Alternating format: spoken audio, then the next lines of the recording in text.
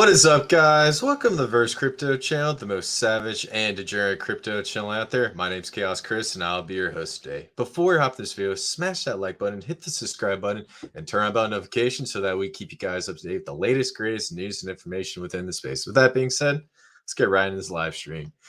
A little bit of a switch up, guys. Today, I'm going to be live streaming with you guys today, and we're going to be talking a lot about the markets, and I really want to get into what the Pulsechain launch is going to be, when it's going to occur, and some stuff you need to expect. And also, please stay tuned to the end of this live stream because I'll be revealing to you guys 3 interoperable layer 1, well, not layer 1, but 3 interoperable blockchains that you need to add to your watch list, because I firmly believe in the next bull market, the #1 crypto trend is not going to be decentralized exchanges. It's not going to be layer 1s, layer 2s. It's going to be interoperability, and we'll hop into that a little bit more. So if you guys are really excited about this new format, please smash the like button and also leave a comment down below.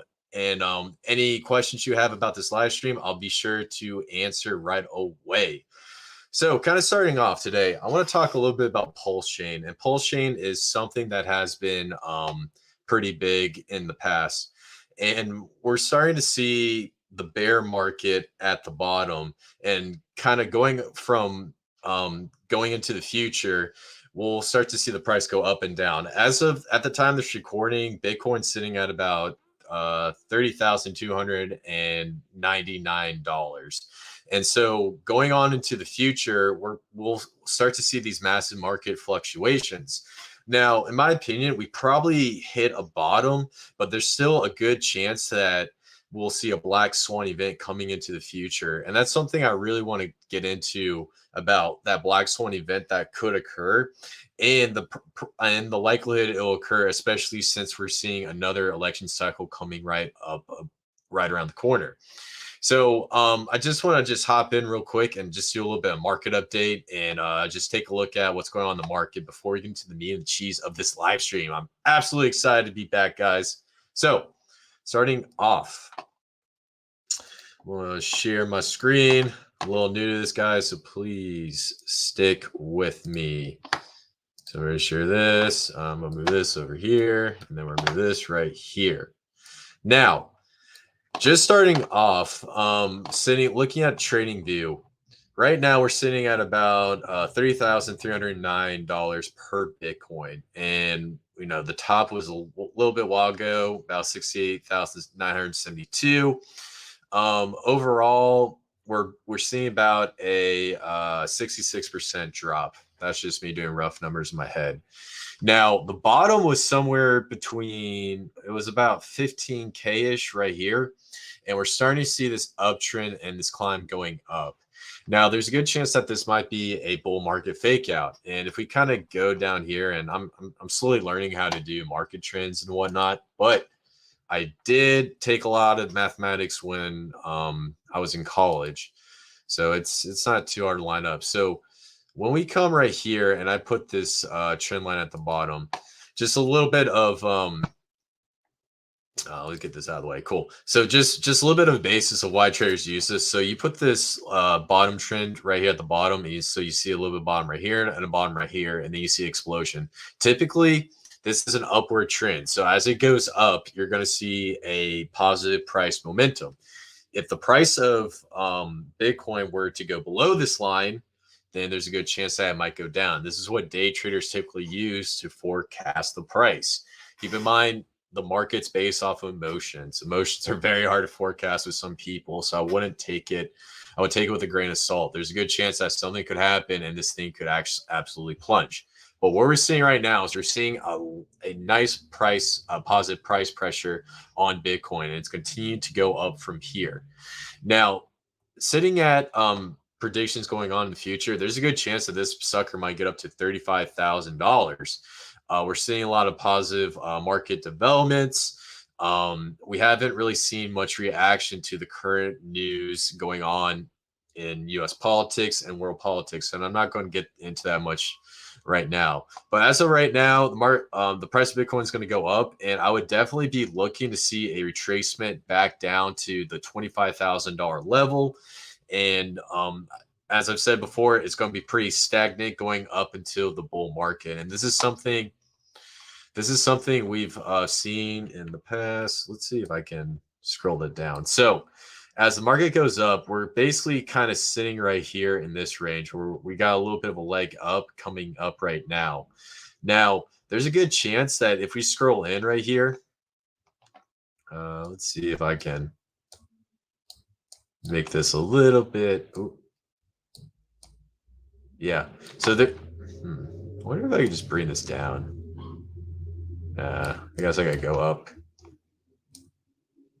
Huh. Oh well, regardless. So the question that we're looking at is: are we right here or are we right here? Some people think we're right here. I personally think we're right here, where we're going to see a little bit of an uptrend and then a downtrend. Sorry, I can't really zoom in on this. Oh, there you go. Now I can zoom in a little bit better. So the question is, are we going from this uptrend right here, or are we right here about to start to really phase into the next leg of the bull market? I'm not really sure because a lot of what we've seen in the past is extremely unprecedented. So this is something we're going to continue to cover in my future videos as I start getting more into day trading and crypto stuff. Now, coming over here to crypto bubbles. A lot of coins have absolutely been going bananas over the past 24 hours. We have Arbitron, Fractshare, Kaspa, Loopring, Clayton Block Network, which is a big Korean firm blockchain. Now, with Arbitron, we just had an airdrop. There was a huge fuss over a recent DAO vote. And essentially what happened was they're voting to change something within the Arbitron ecosystem. And the team came along, completely rejected that vote, and it caused a massive uproar. And after the airdrop, the price of Arbitron went down to about $1.14. And now we're at $1.67. I want to highlight something on Arbitron. Arbitron is going to do what Optimism did after it launched, and maybe let me go to the price. So basically they had the airdrop, it went down to about 47 cents, and now it's sitting at 2.65 cents, so actually 5x. And so what happened with Optimism is happening to Arbitrum right now. And so what I predict is that we'll see Arbitrum actually get up to about anywhere from the $3 to $5 range. So this is a token that you definitely want to add to your watch list. Even though the Arbitrum token is a DAO governance token, and when you use the layer 2 scaling solution, you actually use Ethereum as the gas token. There's still value behind the governance token, and this is something you'll see going on to the future. So in my opinion, Arbitron is definitely something you want to keep on your watch list. Overall, the market's in the green. My favorite coin Hex is down right now, which kind of sucks, but you know, I firmly believe Hex will probably see at $5, and I'll do another stream on price predictions. And then Kaspa, this one has done absolute freaking numbers the past few months. So at the all-time low, and where's that all-time low? Where are you? Where are you? I know it was right here. I'm not tripping. CoinMarketCap is hard to find stuff. Yeah, so all-time low was on June 1st, 2022. That was like in the middle of the bull market. And since then, it has gone up 207x. So if you put in $100 on that sucker, you'd be seeing about a nice 20 grand. $1,000. You basically at 200,000. So Kaspa has been a huge winner in this past bear market. I'm definitely looking for a retracement because this thing is going absolutely bananas. It's defying all odds and it's continuing to go off. So that's it for a little bit of the market recap. Just a little summary. Keep your eyes on Arbitron. I probably won't touch Kaspa. And I would definitely be looking at some other of these altcoins like Quant or Hex that are down in the red because those were when you want to buy. Now, I want to get into the main gist of what I want to talk about. I want to talk about my favorite layer 1 blockchain, the Pulsechain. So right now, what we're starting to see with Pulsechain is that so essentially Richard Heart just launched testnet version 3. And we're looking at a possible mainnet launch. Now, the big thing that we're looking for down the road is when will Pulsechain launch? That is the biggest question I get all the freaking time. And I got some insight on how this is going to happen. Now, to start off, I want to just go over to Richard Hart's Twitter, and I want to point some things out that not a lot of people are talking about. So, of course, he's always talking about these crazy hacks that are happening and whatnot. But so starting off, what backs fiat currencies? Nothing. But what if they were backed? Then what would be backing them ad infinitum? The money, pro tip, the money in your pocket is not called an on-deposit currency. Your wallet is not called an unbanked account. And girls you meet on the street are not called on-girlfriends. So essentially, and then next one, Fed lied, it's a recession. So if you look at what Richard Hart is talking about right now, he's talking about a possible recession coming down the road. Now, the one thing I want to say is when Pulsechain launches is when we hit a financial crisis. And this is my biggest prediction. Now, I did say Bitcoin might bottom, but there's a good chance that when people start to realize that the US economy can't be saved by the Federal Reserve, that is when we're going to see a massive sell off. And so every single tweet you see from Richard Hart is always talking about the issue of fiat currencies and why the economy is so bad. I firmly believe that Pulsechain is probably in a state where it could possibly launch right now. It will still be good, and they can still continue to run updates through the team. What he's waiting for is for this Black Swan event to kick in. And I want to talk a little bit about some indicators of why I think this Black Swan event is right around the corner. So to start off, tech stocks prepare for recession, says CIO. Bank results are started with a bang this morning, but despite coming out of the gate strong, one CIO tells Yahoo Finance there might be other places to put your money. Tech might have some less volatility. David Harden, Summit Global Investments CIO, tells Brad Smith and Brian Sozzi. A wave of bank results this morning gave the U.S. a read on financial conditions following the collapse of SVB. JP Morgan, Wells Fargo, and Citigroup all posted strong results, but the sector still grapples with volatility from the SVB fallout and rising interest rates. Now, banking collapse is going to definitely be a hot topic issue when it comes to this Black Swan events. I'm not going to say one thing's going to happen. It's going to be a massive array of things when you're in a recession. It's going to start off with banks going insolvent. And then on top of that, you're going to see a drop in the stock market. And you're going to see increased inflation. It is literally the perfect financial economic storm that we will see sometime in 2023. I can guarantee it. Now, all these CEOs already know that a recession's right around the corner. And keep in mind, Richard Hart's a billionaire. I know he says he's not a billionaire, but he's obviously a billionaire. He's been in Bitcoin since it was like $1, and then the thing went absolutely bananas. So I think essentially what I'm trying to get across is that what Richard Hart knows is that a recession's coming within the U.S. economy. It's going across the world.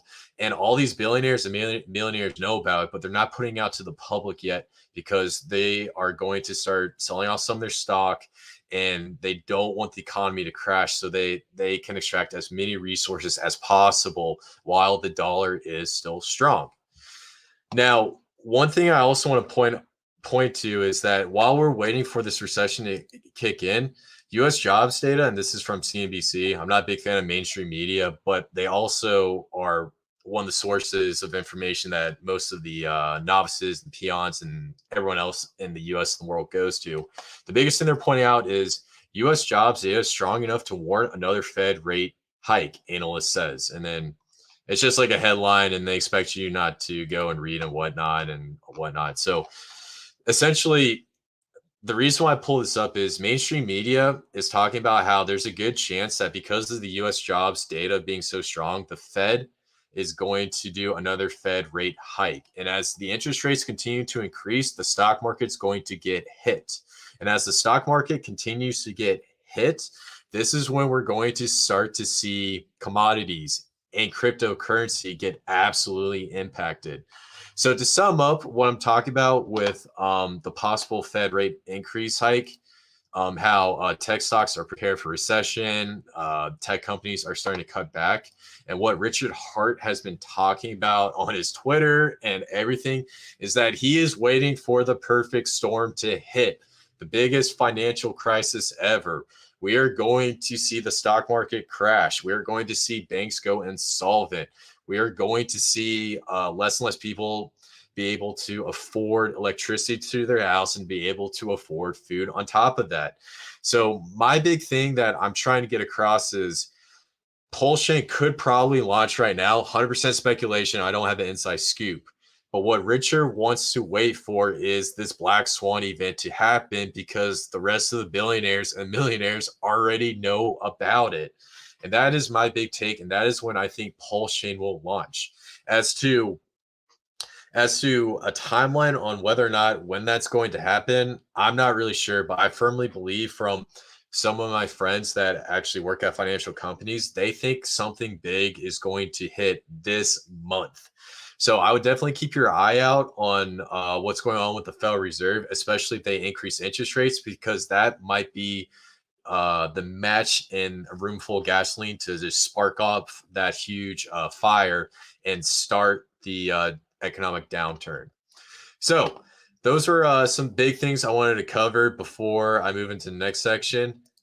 Oh, I'm going to leave that and I'm going to get rid of these. Now, the big thing I want to talk about for the next phase of the stream is I want to get into interoperable tokens.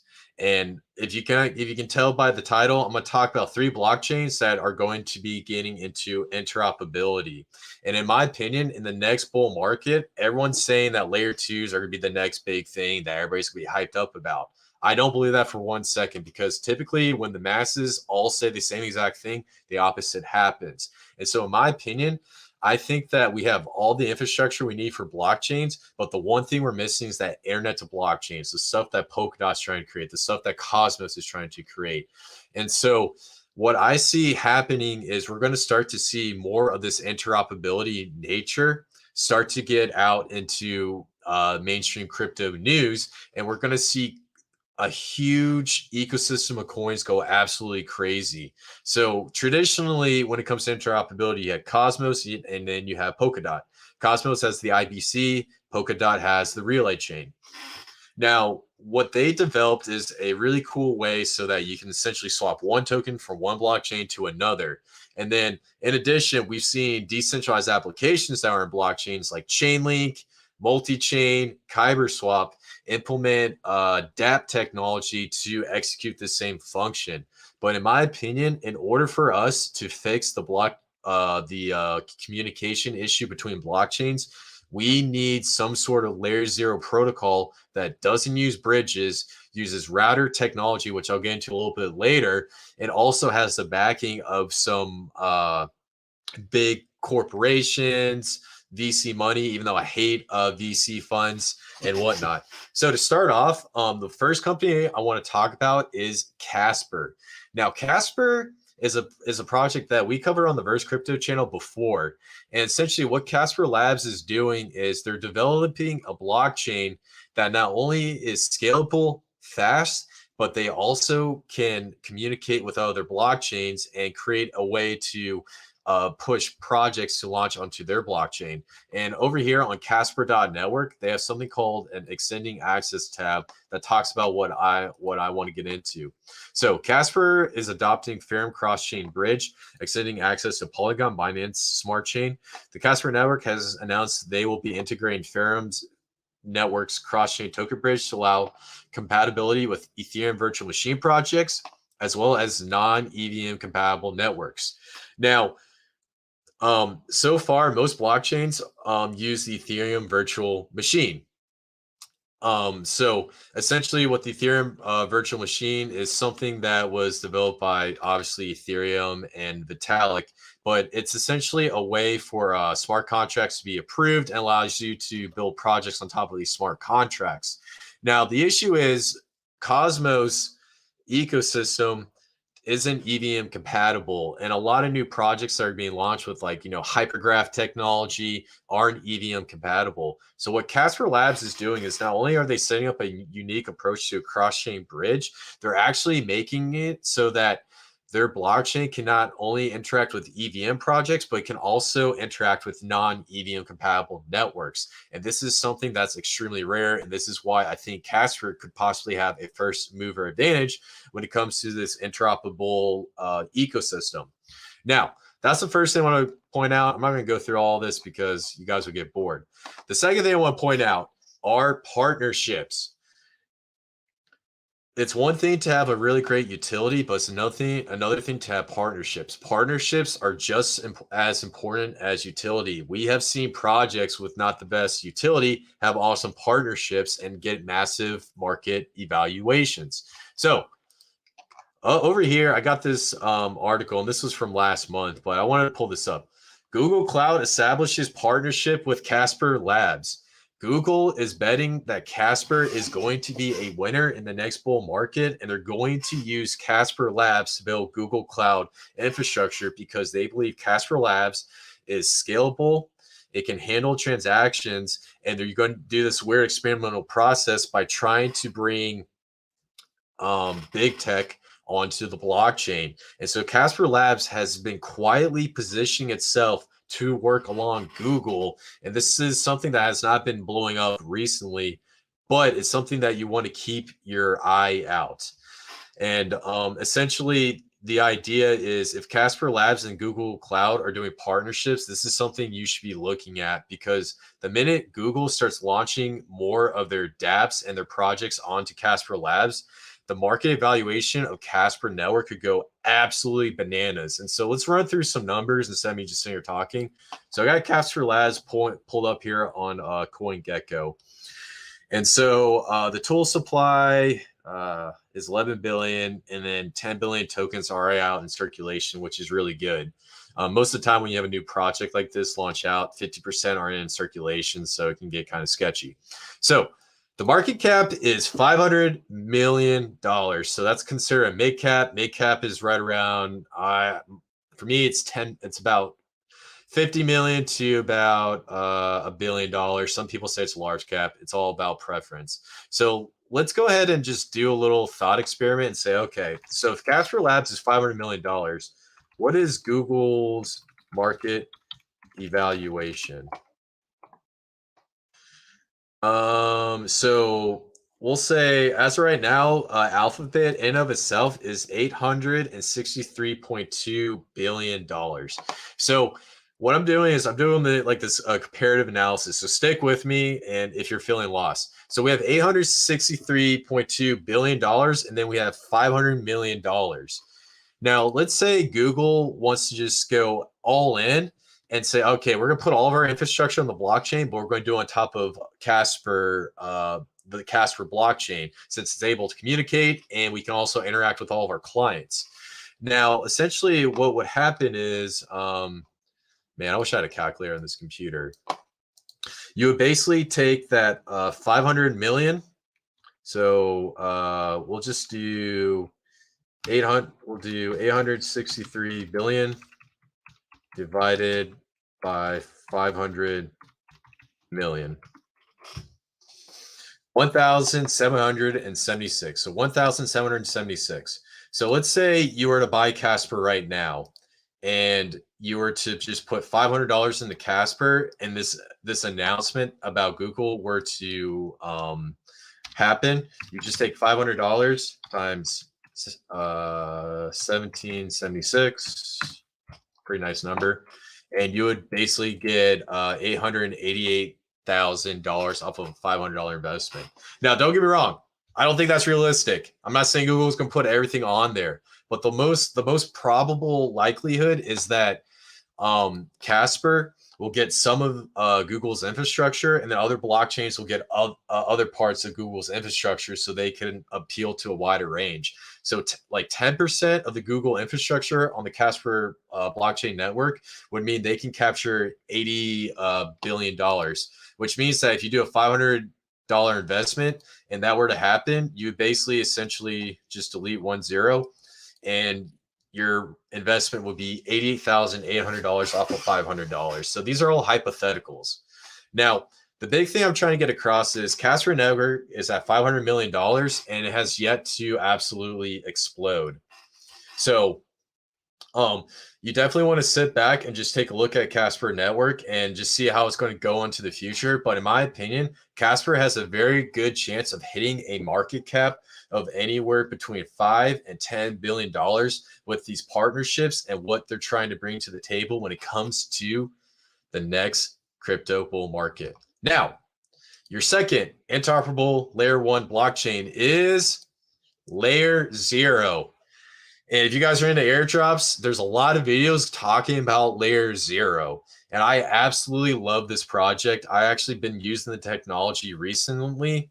A lot of exchanges have been using LayerZero. Now, there's something called Stargate Finance. And I'm sorry, I probably should have had this up right now.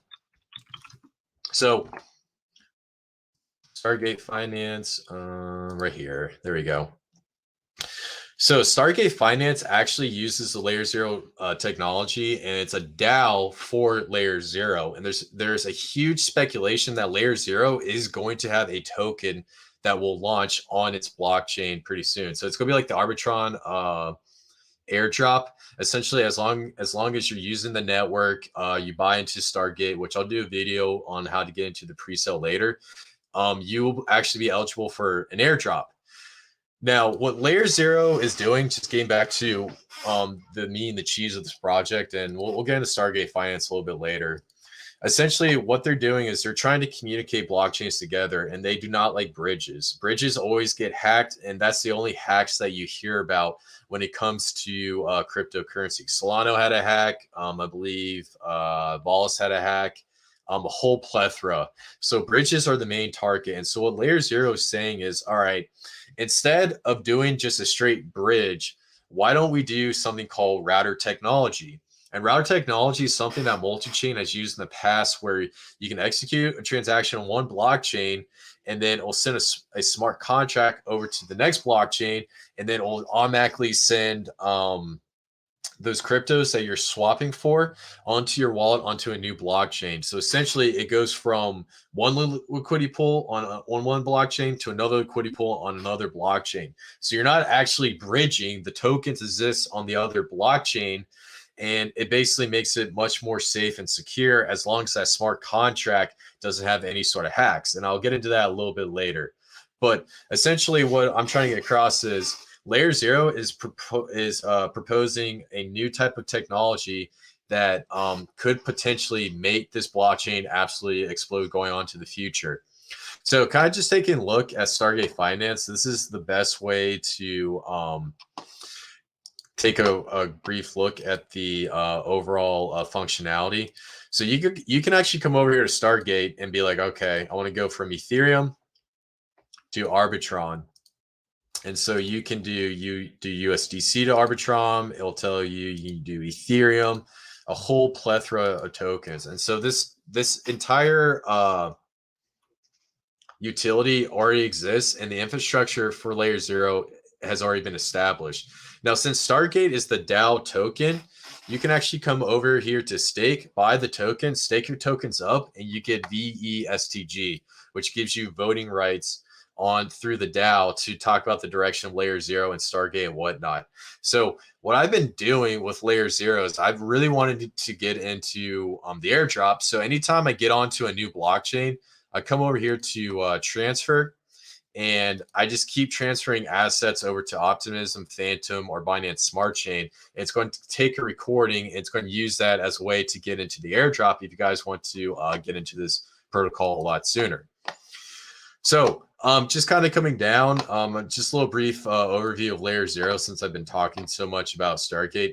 So LayerZero is a user application configurable on-chain endpoint that runs a ULN. LayerZero relies on two parties to transfer message between on-chain endpoints, the Oracle and the relayer. So essentially, like I was saying earlier, you have one blockchain to another blockchain, and there's an Oracle that communicates. And so essentially, it's a quick way to send assets from one blockchain to another. So when LayerZero gets launched, they're going to connect to all these blockchains and use their technology to transfer from one to another. So this actually might be the internet of blockchains. The best part about it is not only are they going to be EVM compatible, but they're going to be compatible with blockchains on Cosmos network and whatnot. So definitely keep an eye out for LayerZero. And this is a project that I'm going to cover a little bit more in detail going on to the future. Now, the last project that I want to cover, and this is a project that actually is just had its pre-sale phase, and it's one that not many YouTubers are talking about. It's going to be a small cap gem. And if this project goes mainstream and you get on the ground level, you could absolutely make some life-changing money. Please keep in mind, this is not financial advice. I'm just doing some research. I'm showing you guys that I'm looking into. So coming over here, the name of this project is Layer 1X. Now, Layer 1X is very similar to LayerZero, except it's a little bit of a smaller team, and they're still rolling out the main net for this project. As I said earlier, they just did a pre-sale for this token. It hasn't launched yet.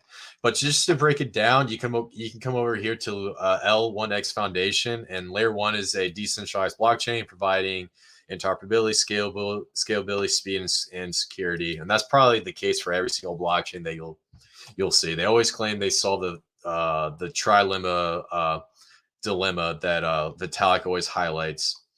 Now, coming down here, it talks about how they're really highlighting interoperability, and this is the main focus of Layer 1X. And they want to make dApps that can launch not only on Ethereum, but also on Polkadot and also on Cosmos. So the idea is they want multiple projects have the ability to be on multiple blockchains, just in case if one blockchain becomes congested, this project can easily move to another blockchain, very similar to what LayerZero is doing. And so just kind of getting into some of the real world use cases, after kind of just going through and looking at Layer 1X, their main goal is to not only solve the interoperability issues and the blockchain trilemma issue, but they're getting into other things that are very interesting. Like, for example, secure transfer of patent medical records. So what they want to do is build they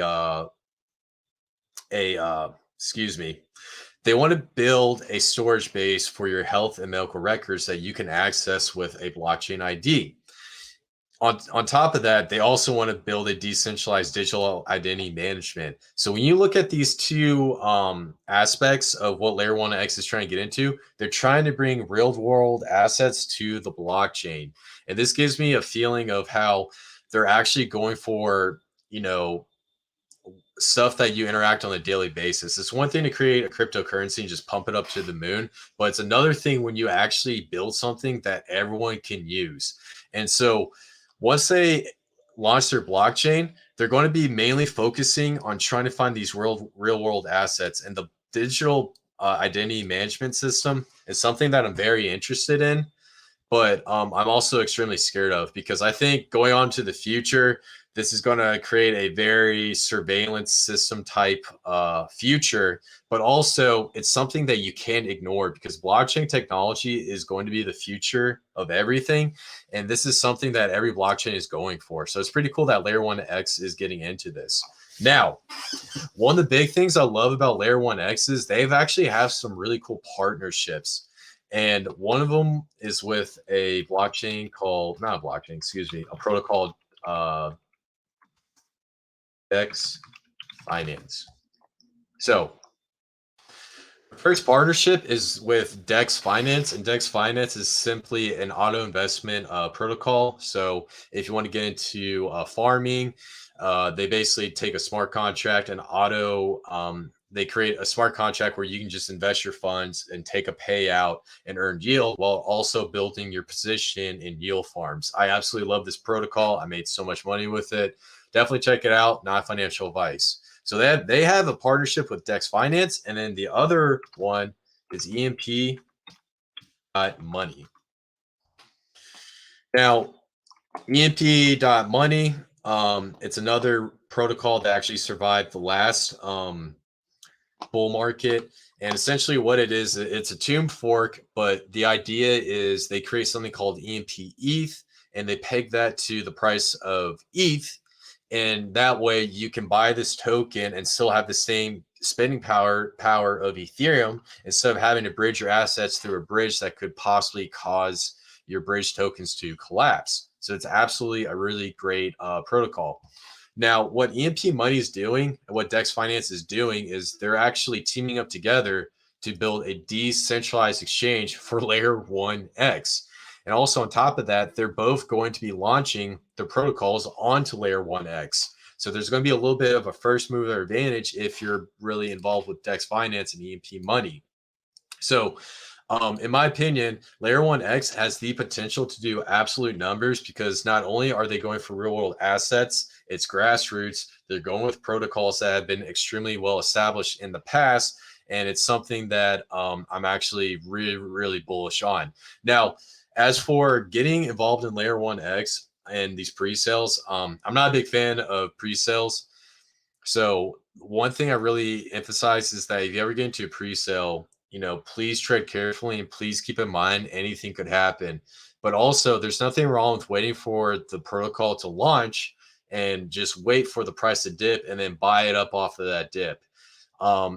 And it's the same thing with, sacrifices on Pulsechain and whatnot. I love, like, pre-sales are the best way to get in early, but also after pre-sales, tokens typically collapse. So guys, that's it for my live stream. Just a quick wrap up. 3 interoperability blockchains that I'm bullish on. Those were Casper Labs, LayerZero, and Layer 1X. So if you guys are interested in getting into these projects, please check out these websites. Layer 1X has not launched yet. There's a good chance LayerZero will be doing a token airdrop. And Casper has already launched. You can buy this on KuCoin, but also please keep in mind that it's very difficult to acquire this token. So you have to go through a lot of hoops to purchase Casper. So I highly suggest you set up a Ledger wallet, and you can also connect to a Casper wallet that supports Ledger so that you can keep it in a hard wallet.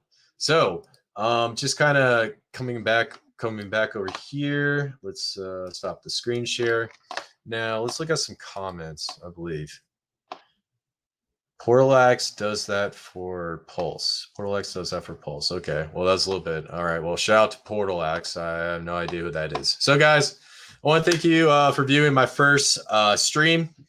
I'm going to definitely be doing more streams from now on. Definitely going to do one every single Friday, and possibly do one every Monday, Wednesday, where I'll be covering stuff in the market, talk about really cool altcoins that you should probably get into. And we also got some awesome special sauce coming for the Verse Crypto channel down the road. So guys, that's it for the live stream. I love every single one of you guys, and I'll see you in the next one. Peace.